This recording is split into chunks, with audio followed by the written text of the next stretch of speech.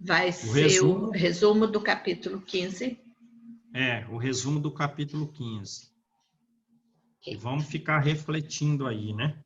No dia Sim, de hoje, a respeito desse resumo. E também a gente pode rever o que a gente já estudou aí do Livro dos Espíritos, né? sim. Ixi, Beleza? ali tem que olhar o vídeo de novo. Ali tem que olhar. Então, vamos lá. Capítulo 15. Fora da caridade não há salvação. Certo? É,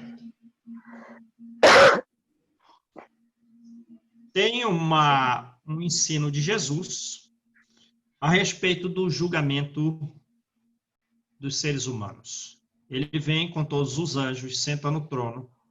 Percebe? Toda essa ideia, ela, digamos, tem que fazer vínculo ao raciocínio do povo da época para que eles pudessem entender alguma coisa. Então, ele vem com essa linguagem, né, a respeito de algo que possa tocar o coração nosso numa época em que nós estamos, digamos assim, bastante atrasados intelectualmente. Então, é uma imagem forte. Jesus vem com todos os anjos, senta num trono. Diante dele, todas as nações. Separará um pessoal à direita, um pessoal à esquerda, né? O pessoal da direita virá para o reino de Deus, certo? certo. O pessoal da esquerda virá para o reino de Deus. Por que razão? Da esquerda, não, da direita. Ou da direita. O pessoal da direita virá para. Agora eu fiquei lembrando aqui. Isso gerou, né? A minha mãe me falou uma vez que quando ela era jovem, ela começou a escrever quando criança com a mão esquerda. Então a minha avó forçou ela a escrever com a mão direita. Vê o preconceito, né? Naturalmente com um preconceito religioso, porque tinha que ser alguém do lado direito e não alguém do lado esquerdo. Meu tio a mesma coisa também. Ele foi obrigado a escrever com a direita, tanto que hoje ele usa as duas. Tanto ele é dentista, né? Ele usa as duas mãos, porque ele era obrigado, só que ele é destro, ele não é destro, ele é ambidestro. Difícil. Eu Percebe? também fui Venha. obrigada. Hã? Eu também fui obrigada. Foi obrigado também a mudar, né? Na Olha aí. escola. Eles Você batiam. também, João? Eu não, eu sou canhoto. Minha mãe não me obrigou, não. Tá bem. Eu também sou canhota e ninguém me obrigou, graças a Deus. Então, por que o pessoal da direita, conquistou o reino de Deus? Serão chamados até benditos, né? Porque foram Benditos caridosos, né? venham para o reino de Deus. Mas por que eu vou para o reino de Deus? Porque quando eu tive fome, o rei falando, quando eu tive fome, tu me deste comer. Quando eu tive sede, tu me deste de beber. Quando eu necessitei de um teto, tu me hospedaste. Quando eu estive nu, tu me vestiste. Quando eu estive doente, tu me fostes visitar. Mas eu nunca te vi. Como é que eu não fiz isso para você? Eu não te alimentei, eu não te dei água nem teto, eu não te dei roupa e nem comida. Deu sim. Todas as vezes que fizeste isto, o mais dos pequeninos, foi a mim que o fizeste. E o pessoal da esquerda serão malditos. E pedirá o rei que eles sejam afastados da sua presença.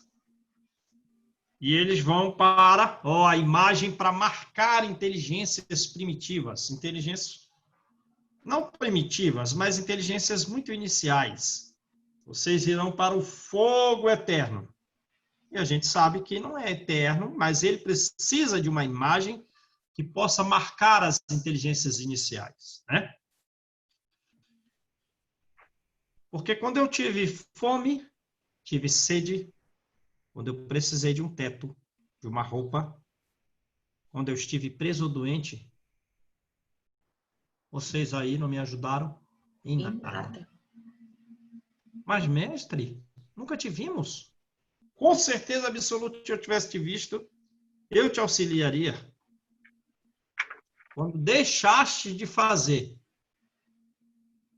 para qualquer um que necessite,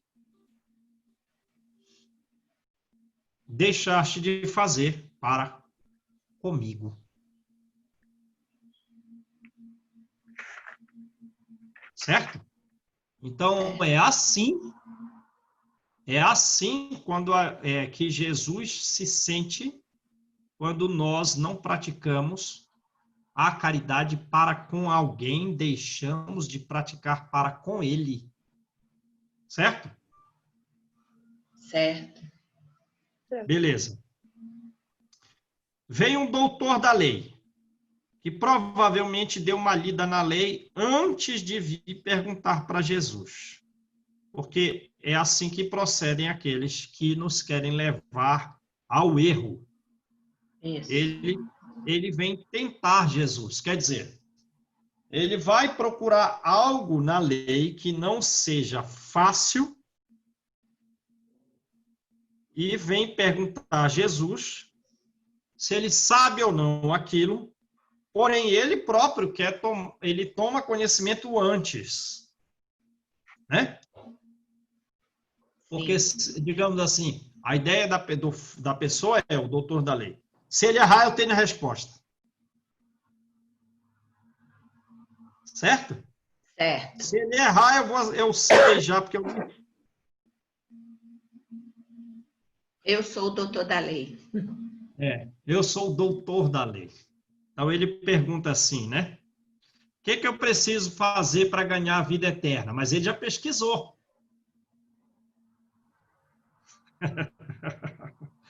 Aí Jesus, sabendo, né? O que está escrito no texto? O que está escrito lá? O que a lei diz? E como você interpreta o que ela disse? Aí já complicou. Ele vai responder a primeira, mas não responde a segunda. Amarás o Senhor teu Deus de todo o teu coração, de toda a tua alma, de todo o teu espírito e ao próximo como a ti mesmo. Respondeu a primeira e não respondeu a segunda. Agora dá uma aplicação em todos os detalhes da sua vida, em tudo que você faz e diz a respeito desse mandamento. Aí isso ele não tem condição. Isso ele não tem condição, o doutor da lei, de responder. Ele veio com a memória. Muito bem. Jesus diz para ele, muito bom. Faze isso e viverás. Faze. Faça isso. Em todas as suas relações, faça isso. Aí ele quis parecer um homem bom. Ele quis parecer alguém justo, alguém elevado. Né? Quis parecer alguém elevado. Alguém justo. Aí ele pergunta, mas espera lá. O segundo mandamento, e fazer ao próximo como a ti mesmo. Aí ele já pergunta, mas quem é o meu próximo? Aí Jesus narra a parábola do bom samaritano. Sim. Certo? Certo. Aí Jesus narra a parábola do bom samaritano, falando a respeito da caridade. Uhum. Mostrando até que uma pessoa que era considerada herética e que às vezes não tinha uma noção muito clara do texto religioso, né? Sem ter uma noção às vezes muito clara do texto religioso, talvez até com algumas noções de politeísmo, sem uma noção muito clara do monoteísmo, mas que faz a caridade, ele está numa posição superior àquele em que tem os textos decorados, tem o conhecimento a respeito da lei, mas que não pratica a caridade. Percebe? Sim. Então, digamos assim, é através dos bons atos praticados pelo bom samaritano, a pessoa que ele encontrou no caminho de Jerusalém para Jericó, dos bons atos praticados, das ações realizadas, que o bom samaritano cumpre o mandamento de Deus de amar ao próximo como a si mesmo e, portanto, de amar a Deus com todo o seu coração, com todo o seu espírito, com toda a sua alma. E o sacerdote e o levita, que passam sem auxiliar o próximo, portanto, sem amá-lo, apesar de se amarem, mas sem amar a pessoa caída e, por consequência, sem amar a Deus. A Deus. Vai ser colocado do lado esquerdo. Vai ser, se não modificar, Será do lado, modificar, vai para o lado tem essa esquerdo. chance, né? Porque Tem. Deus leva em conta o menor arrependimento. Lembram disso? Sim. Então, é através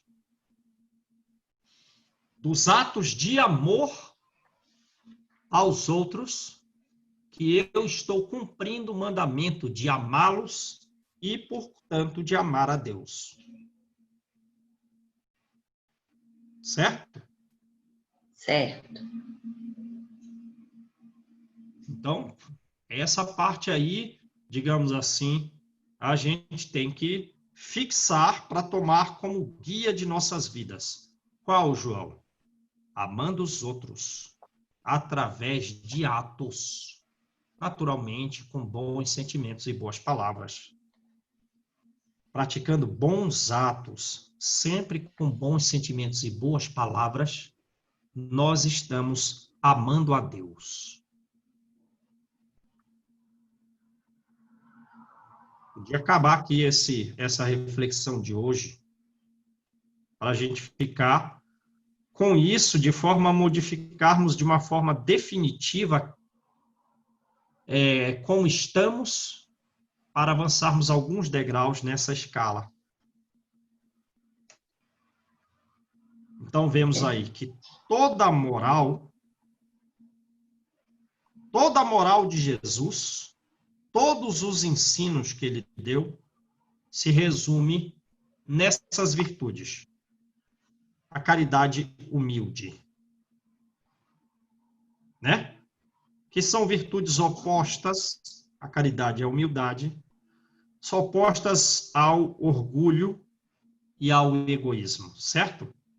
A gente ainda não tem, né, João, ainda aquela coisa do amar ao próximo como a nós mesmos. A gente geralmente, quando é um próximo, você até ama, mas quando é um próximo mais distante, você meio que isola, né? Não dá, né? É. E lembrando a gente ainda não tem aquela coisa de pegar aquele pequeno mesmo, que não é tão próximo assim, de saber que aquele ali é um irmão. Você pegar um presidiário, né? Você não tem aquele amor por ele, né? Muitas vezes você tem até uma repulsa, dependendo do crime por ele cometido, até tem uma repulsa, né? E não é isso que Jesus pediu para a gente. Não. E até dentro da nossa família, às vezes tem uma certa repulsa, um certo ranço, um vínculo obsessivo entre encarnados. E aí eu fico lembrando daquele episódio em que eu me senti ferido pelaquela pessoa e tal, bababá. Isso é um processo obsessivo. Pensa que não é, mas é. É. Diz Joana de Ângeles que essa relação não adequada entre os encarnados, ela é mais frequente do que de um espírito para um encarnado. Então, quando a gente está lembrando daquele episódio que a gente sofreu alguma coisa, isso está formando um vínculo mental nosso com aquela pessoa. Sabiam disso? A gente tem que, ó, tesoura, porque a gente tem que pensar somente no bem que podemos fazer. Ou seja, como diz o Jorge Elahá, né? Não julgue mal, ele diz assim, não se conecte pelo mal com relação àquilo, porque você pode nascer na família daquela pessoa. Exato. Vai atrair. Você vai atrair, vai nascer na família daquela pessoa. Exatamente para ajustar. Vai atrair. Ele, no caso, utiliza o político, né? Mas é assim, funciona para tudo. É assim. Pois não, Stefânia, pode falar. Porque entre encarnados aqui, por exemplo, além do ato, tem ação, né? Então fica mais pesado, fica tudo mais próximo, né? Então, porque quanto espírito encarnado é só a aproximação. E encarnado com encarnado, por exemplo, na família, a palavra é mais ação, fica dobrado a responsabilidade. O comprometimento, né? Comprometimento. Lembra que caridade para com os familiares e pessoas próximas é isso. É a gente não ser muito suscetível. É a gente esquecer essas dificuldades passadas. Então, vamos lá. Toda a moral de Jesus se resume a isso. Caridade e humildade. Elas nos levarão à felicidade eterna. Não o conhecimento, né? Como você prova isso que toda a moral de Jesus se resume à caridade e à humildade? Ora, vamos ver alguns ensinos sobre dele. 1. Bem-aventurados os pobres de espírito. 2. Bem-aventurados os que têm um coração puro. Falamos já da humildade e da caridade, certo? Bem-aventurados os mansos e pacíficos. 3. 4, amar o próximo como a si mesmo. 5, fazer aos outros o que gostaria de receber. 6, amar os inimigos. 7, perdoar as ofensas. 8, fazer o bem sem ostentação. Julgar a si mesmo e não os outros. 9. Percebe? Todo o ensino de Jesus se resume à caridade e à humildade. Portanto, a caridade humilde é a condição única e absoluta para a felicidade. Para a conquista da felicidade futura, né? Sim. Aquele quadro que nós narramos no começo do estudo a respeito do julgamento final contém uma imagem chocante, uma imagem feita para impressionar inteligências diminutas, né? Não tem que usar aquela linguagem corrente de trono, de rei, de nações dominadas, né? Tem que falar a linguagem dele, senão não tem como tocar aqueles corações. Então, aí a verdadeira interpretação vai ficar para o futuro. Certo? Mas uma ideia predomina. Qual é a ideia predominante? A ideia útil. A felicidade será dada ao caridoso. E a infelicidade é a consequência do mal. Né? É um julgamento de todos os seres. Tem alguma pergunta sobre algum formalismo processual? Pergunta qual é a ortodoxia da fé? Não. Pergunta a respeito de um formalismo relativo à prática de um ato exterior, tipo assim do direito processual? Não pergunta nada disso. Só quer saber o seguinte: a caridade foi praticada, sim ou não? Se foi praticada, vai para a direita e recebe o reino de Deus. Não foi praticada, vai para a esquerda, né? E vai ser lançado no fogo eterno. Que a gente sabe que não é eterno, mas não deixa de ser grave, né? E quem são os que, digamos assim, não praticaram a caridade? Ora, o que agiu com dureza. O que foi duro. E às vezes, para ser duro, basta omissão. Vê a parábola do bom samaritano, que era considerado herético. Nela, o ortodoxo da lei, o levita, são duros por omissão. Porque eles não auxiliam, não fala nada.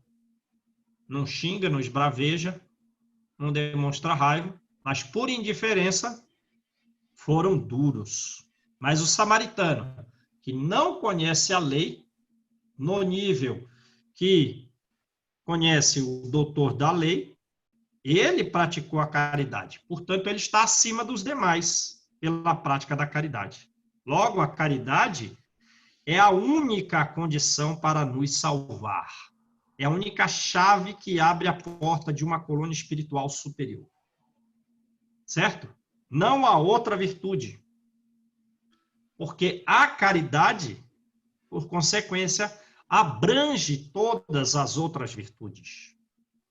Quem é caridoso é, ao mesmo tempo, humilde, é benevolente, é brando, etc.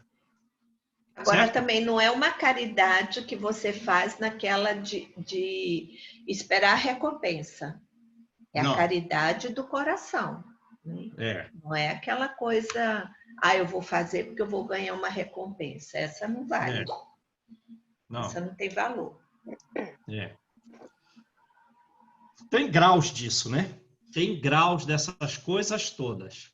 Mas a mais meritória é aquela que faz o bem pelo bem, né? Mas fazer o bem esperando uma recompensa futura não é algo ruim, né? Comparado com outras espécies de tentativas de caridade, como, por exemplo, doando as coisas, mas querendo ser admirado pelos homens. Doando as coisas e fazendo pesar a doação ao coração daquele que recebe. Ora. Aí não é caridade. Então, vamos lá. O maior mandamento. Os saduceus, né? Aí já sabemos quem eram eles, que não acreditavam na eternidade da alma, na existência de espíritos bons e maus, né?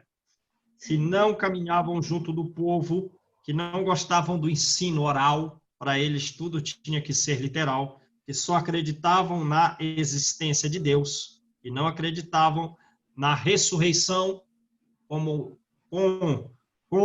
o significado de reencarnação, foram silenciados por Jesus. Foram tentar fazer uma pegadinha com ele, mas a inteligência de Jesus superior botou todo mundo em silêncio e em reflexão. Aí os fariseus vieram fazer uma pergunta para Jesus. Novamente, como era o difícil assunto, qual era o grande mandamento da lei? Aí dessa vez Jesus respondeu, né? Amarás o Senhor teu Deus de todo o teu coração, de toda a tua alma, de todo o teu espírito. Esse é o primeiro mandamento. E o segundo, semelhante ao primeiro.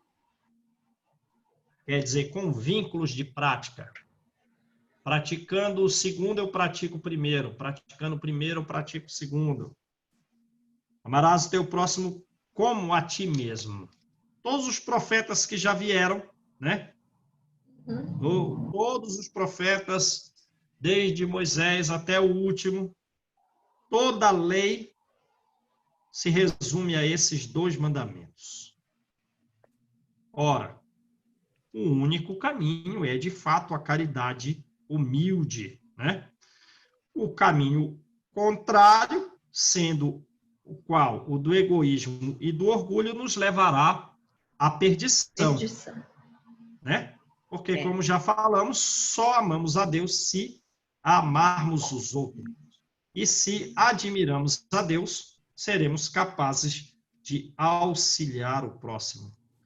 Tudo que fazemos às pessoas de bom, fazemos a Deus. De mal, também.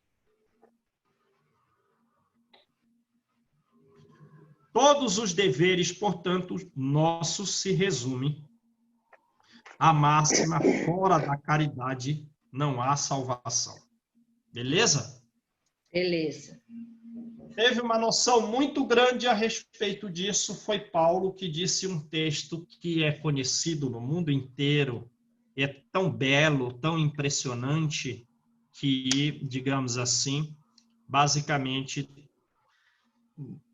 boa parte, um significativo percentual dos cristãos, apesar de não conhecer mas outras partes do texto, de não praticá-las, conhece essa necessidade da caridade, segundo Paulo, na carta que ele enviou aos Coríntios, cidade natal de Estevão. Né? Vê a emoção de Estevão, de Paulo, por ir à cidade natal de Estevão e Abigail, que eram, digamos assim, pessoas que ele muito admirava, que ele muito respeitava. Paulo queria ser como Estevão era. Um modelo de um cristão para Paulo, era Estevão. E, durante a sua caminhada para a sua transformação no mundo, Estevão foi quem esteve junto dele. O primeiro Marte foi o guia do primeiro verdugo. Beleza? Então, se ele vai escrever isso a Corinto, naturalmente, Corinto estava com dificuldade de praticar isso aqui. Certo? Certo. E, como é uma mensagem eterna, de valor eterno, ela também é para nós. Ela foi uma mensagem também escrita para o futuro. Digamos, ainda que eu falasse todas as línguas dos homens. Imagina, quantas línguas tem no mundo? Vixe. Ainda que eu falasse todas as línguas dos homens. E a língua dos próprios anjos. Quer dizer, eu tenho uma mediunidade fantástica, que eu me comunico com os espíritos. Se eu não tiver caridade, eu sou como um bronze ou um símbolo, que é um instrumento de corda muito antigo, que toca um som, muitas vezes, desajustado e desagradável. Certo? Sim. Ainda que eu tivesse o dom de profecia, posso falar a respeito do futuro individual de cada pessoa ou do futuro das coletividades. Eu tenho o dom de profecia. E tinham muitos médiuns à época de Paulo que tinham o dom profético. Em Antioquia, que é, digamos assim, a sede de trabalho de Paulo para a realização das viagens, era em Antioquia, tinham médiuns que falavam profeticamente a respeito das dificuldades que viveria Jerusalém. Né? Quando foi o episódio da morte do segundo mártir, que foi Tiago Maior, Antioquia estava sabendo antes do que aconteceria, da perseguição que eles sofreriam, Pedro e tal. Então, ainda que eu tivesse o dom de profecia, que eu penetrasse todos os mistérios, vou falar do princípio das coisas nas quais nós estamos aqui, né, lendo no livro dos Espíritos, e que eu tivesse plena ciência de todas as coisas.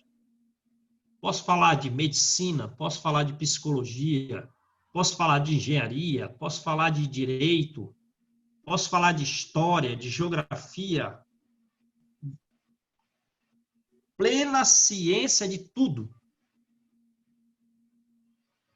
E mesmo que eu tivesse toda a fé a ponto de transportar montanhas, toda a fé a ponto de eu realmente me modificar, dar um fim no homem velho, por uma força interior, não vou ceder às tentações, vou realmente me transformar, transpor montanhas. Se eu não tiver caridade, Nada seria. não é nada isso, Exatamente. né? Exato. Nada serei. Se não tiver caridade, nada sou. Tenho meus bens. Minha esposa faleceu, está viúva, não necessito mais manter alguma espécie de recurso para auxiliá-la. Os filhos estão crescidos, estou viúvo, é uma situação.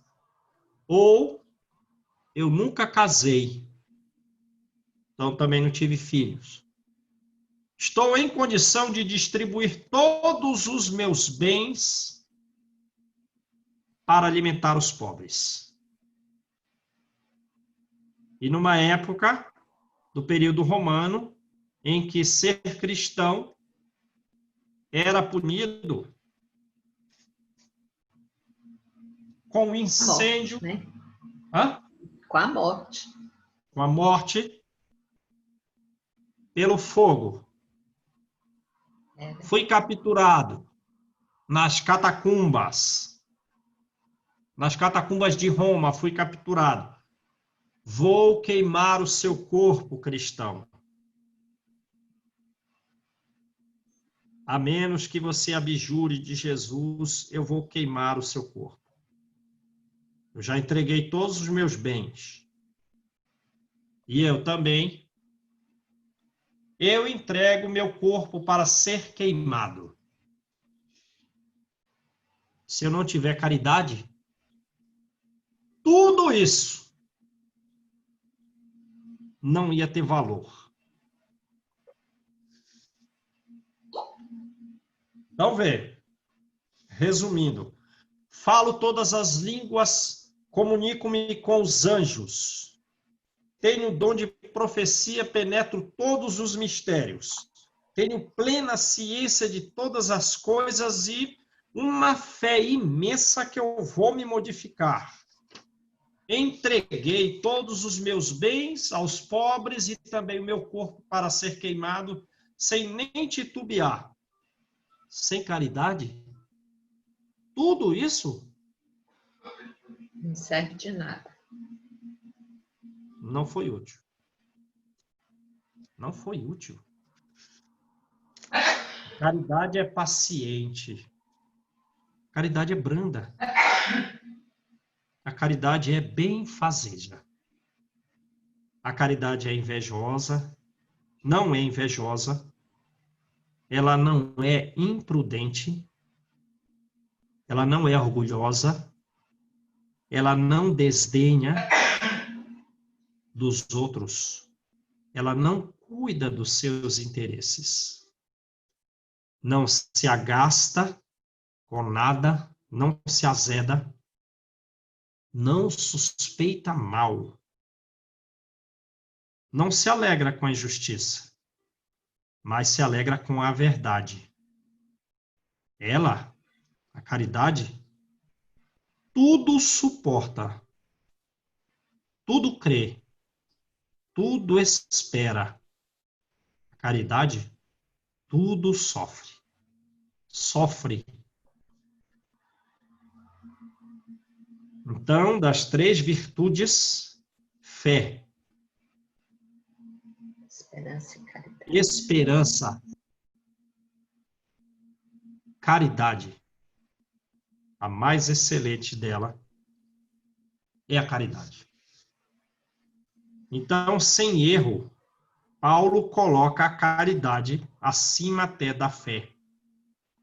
Porque a caridade está ao alcance de todos para que possam salvar-se. Do ignorante, do sábio, do rico, do pobre. Ela permite que todos nos salvemos, independentemente da crença que tenhamos. A caridade, ela também não se limita à prática da filantropia, à beneficência. Ela não se restringe à ideia de doar alguma coisa. Ela está muito mais, sem excluir a filantropia, ela está muito mais nas qualidades do coração. Ela está muito mais na forma de atender os outros. Certo? Certo. O próximo item, fora da igreja e não tem salvação, e fora da verdade não há salvação. Por esse estudo, nós verificamos que a lei é: fora da caridade não há salvação. Porque dessa forma todos podem ter acesso à felicidade, correto? Uhum. Por isso ela permite que sejamos salvos, e por isso ela é superior à fé e à esperança. Porque independentemente de crenças, né? Independentemente do que se possa esperar, a caridade pode ser praticada por qualquer pessoa.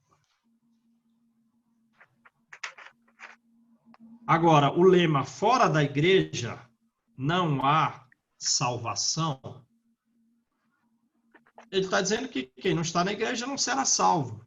Portanto, ela está embasada numa ideia de se possuir uma espécie de fé especial. Só aquela em que as pessoas que a pregam estão em dogmas particulares. Por consequência, é uma ideia exclusivista e não genérica.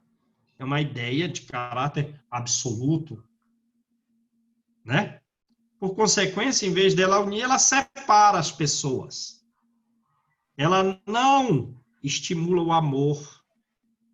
Pelo contrário, ela alimenta a irritação entre as pessoas de um culto contra as pessoas do outro culto distinto, né? Que ambos se consideram malditos até na eternidade, apesar de serem parentes, como já sabemos, pelas reencarnações, muitas vezes são parentes, foram amigos. Então, o lema fora da igreja não há salvação, ele separa até na erraticidade, na vida futura, né? Agora, o lema fora da caridade não há salvação, que é o verdadeiro, ele liberta a consciência. As pessoas podem crer de modos distintos. O negócio é praticar a caridade. Ela traz, por consequência, um princípio de igualdade. Ela mostra-nos que todos somos irmãos e, por consequência, que nós devemos nos auxiliar mutuamente. Pelo fora da igreja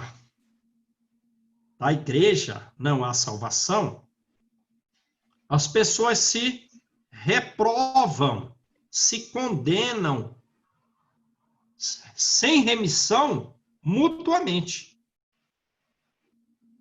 Certo? Amaldiçoam, né? Hã?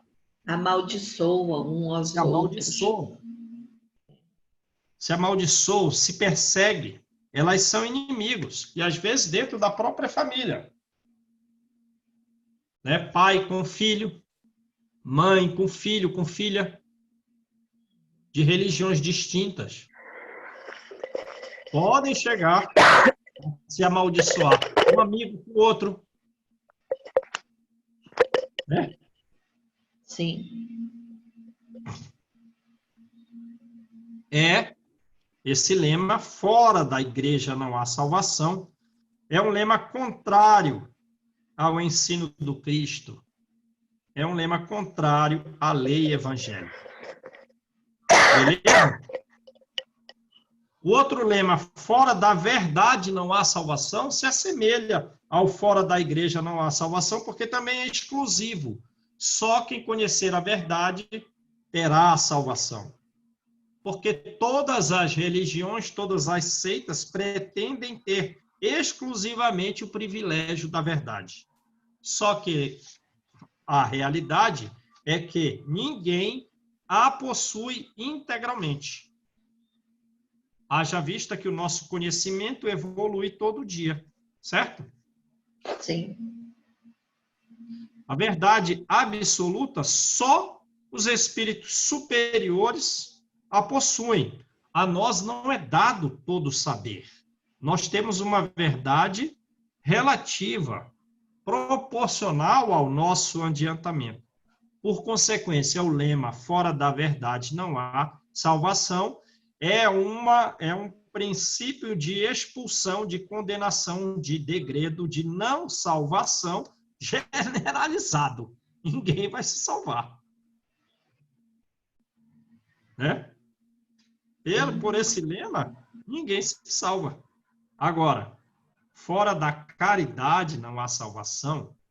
Como a caridade pode ser praticada por qualquer um, de qualquer crença, ela permite acesso ao reino de Deus por todos. E o Espiritismo, né? Ele não diz fora do Espiritismo não há salvação. E também não diz fora da verdade não há salvação, porque ele afirma que não está aqui para ensinar toda a verdade. E sabe que essa máxima divide ao invés de unir.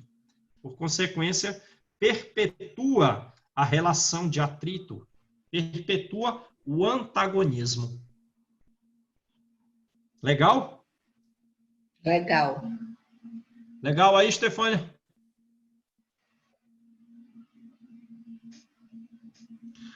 Então, vamos lá. Fora da caridade não há salvação. Mensagem de Paulo. Este princípio, ser caridoso para salvar-se, ele contém todas as finalidades do homem, quer eles estejam na terra, quer que eles estejam na erraticidade no céu.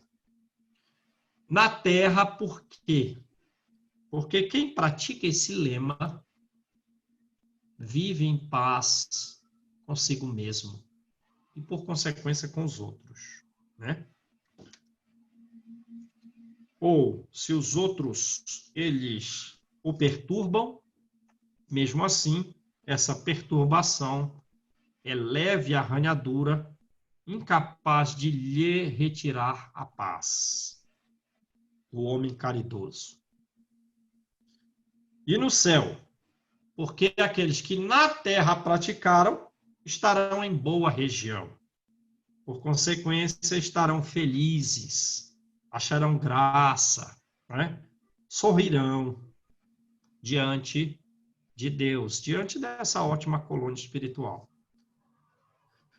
A caridade, para quem a pratica, a pessoa fica identificada principalmente pelo plano espiritual superior e pelos médiuns que possam ver com distintas frequências que há sobre o praticante da caridade um facho de luz, uma coluna luminosa. Essa coluna tem por finalidade guiar o homem da terra para o céu. Beleza? Leiam lá algum dos primeiros capítulos do livro Nos Domínios da Mediunidade e vocês verão essa coluna luminosa.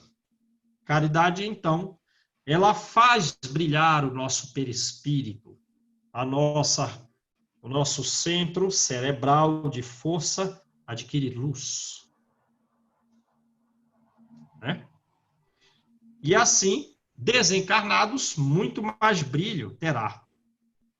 Na Terra também, ela envolve o centro cardíaco.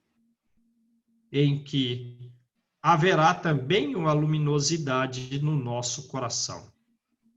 E, botando essas energias em prática, passaremos à direita, iremos da Terra a uma boa colônia espiritual superior. Como seremos conhecidos? Pelo perfume, pela energia, uma energia agradável, espalhada em torno dos outros com quem entramos em contato. Sejam espíritos que nos acompanham, seja de pessoas. E os outros podem dar de nós, digamos assim, bons testemunhos, porque nós os perfumamos com a energia da caridade, caso a possuamos. Certo? Certo. Esse princípio resume, portanto, todos os nossos deveres. Ser caridoso para salvar-se. Tudo que a gente tem que fazer resume os nossos deveres. E resume ainda os pensamentos de Jesus relativo aos nossos deveres, às nossas práticas. O Espiritismo prova, portanto, a qualidade da sua origem, ao apresentar como lema, como regra, a ideia de que fora da caridade não há salvação, porque ele passa, então, a se assemelhar ao cristianismo puro. Quem tiver esse princípio como guia, não ser caridoso, quer dizer, ser caridoso, ele jamais vai se transviar. Portanto, devemos fazer algumas reflexões profundas, algum processo de meditação, para entendermos que todas as nossas ações estão sob esse princípio da caridade, né? Verificarmos como aplicar esse princípio em tudo que fizermos, em tudo que dissermos, e sabermos as consequências de uma coisa e de outra, de praticar a caridade e de não praticar. Em cada ação, em cada palavra.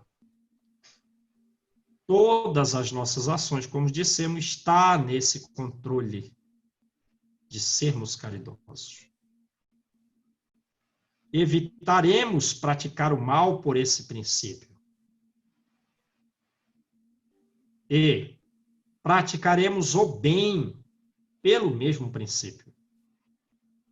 Não basta não praticar o mal. Sim, isso é bom. Porém, é preciso praticar o bem. É necessária uma virtude ativa, uma ação produtiva. Porque para fazer o mal, para não fazer o mal, o que já é alguma coisa,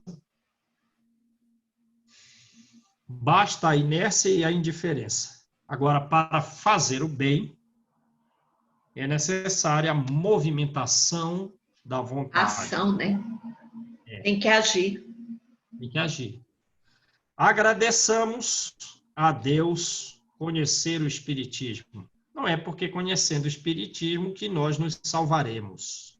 Não. Mas muito pelo contrário, hein? Muito pelo contrário. Temos que ter muito cuidado aí, porque muito nos foi dado. Adquirir uma responsabilidade maior, né? Isso. Mas é que ele nos ajuda a compreender melhor de como seguir o bom caminho. Ele nos faz, o Espiritismo, melhores cristãos. Certo? De forma que possamos sempre agir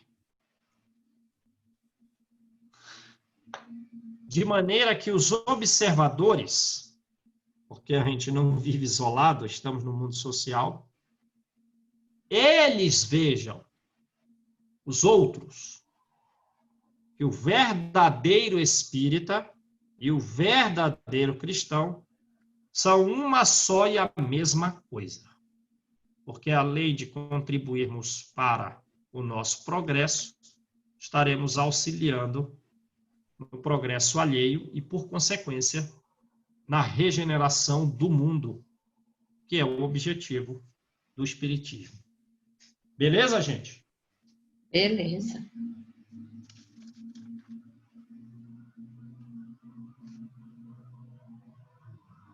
Temos aí, né? E vamos refletir sobre esses assuntos. Fora da caridade não há salvação, né? Não há. E a gente não, muitas vezes nem aplica. Não tem problema o que erramos no passado. Vamos daqui para frente. Então, Certo? certo? Agora é o feijão. Aqui vai ser o restauranté. Vai ter comida francesa. Vai, hoje é no francês aqui. Tem que ser.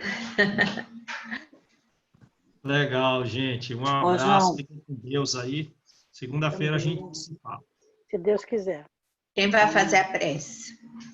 Talvez terça também, né? Não sei como é que vai ser lá. Não liberaram ainda a cirurgia, né? Vou levar o livro para o hospital. Se der, se não tiver ninguém no quarto lá, aí eu O faço. problema é porque, né? anestesia só, né? Que às vezes não... Se eu tiver assim, ó, meio tonto, cabelo em pé, aí, João. Aí pode estar com dor, né, João? Também pode estar com dor. Pode estar com dor. A dor não pode impedir o raciocínio. É, Se eu tiver com dor assim, eu só não vou fazer se o ambiente não estiver permitindo. Ou se eu estiver sedado. Beleza. não vai estar. Se Deus não vou quiser. Vamos? Quem faz a prece?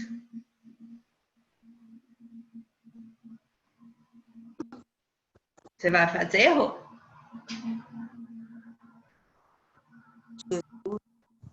Mestre amigo, agradecidos estamos, Senhor, por mais esse dia reunidos em vosso nome. Envolva-nos, Pai, com o seu amor e com a sua luz, para que tenhamos uma semana maravilhosa, um final de semana abençoado, que possamos refletir, Senhor, sobre esses ensinamentos que acabamos de ter. Que nós possamos ser caridosos para conosco e também para com o próximo. Envolva-nos com o seu amor, Senhor, e com a sua luz. Fortalece os nossos anjos de guarda, os nossos amigos queridos, que estão sempre a nos auxiliar.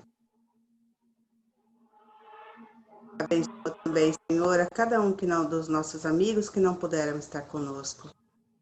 Envolve-o com o seu amor e com a sua luz. Também abençoe todos aqueles que estão enfermos nas casas, nos hospitais. Dá o conforto, Senhor, necessário para cada um deles. Nos envolva com o seu amor e com a sua luz, hoje, agora e sempre. E que assim seja.